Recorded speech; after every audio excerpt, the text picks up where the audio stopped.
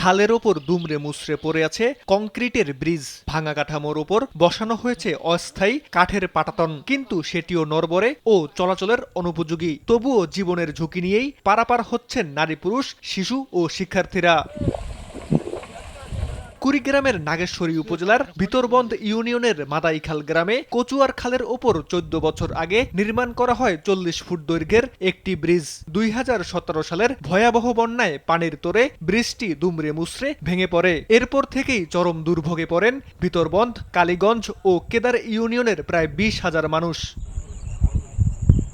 স্থানীয়দের অভিযোগ, দীর্ঘ 9 বছরেও ভাঙা ব্রিজের স্থলে নতুন ব্রিজ নির্মাণ না হওয়ায় তাদের দুর্ভোগ চরমে পৌঁছেছে। স্কুল কলেজগামী শিক্ষার্থী, কৃষক ও রোগীরা সবচেয়ে বেশি বিপাকে পড়ছেন।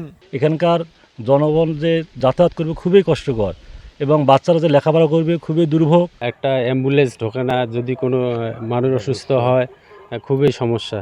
গাড়ি ঘোড়া মনে করো যায় না, অনেক সমস্যা।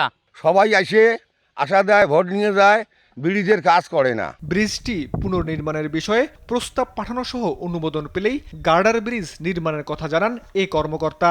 কচুয়ার খালের উপর যে ব্রিজটি ভেঙে যান চলাচলে মানুষের বিঘ্ন ঘটছে, সেটা আমরা অবশ্যই অগ্রাধিকার ভিত্তিতে প্রস্তাব আকারে দেব এবং এইটা নির্মাণ করলে আশা করি যে মানুষের যাতায়াতে দুর্ভোগ লাঘব হবে। দ্রুত নতুন ব্রিজ নির্মাণের দাবি স্থানীয়দের।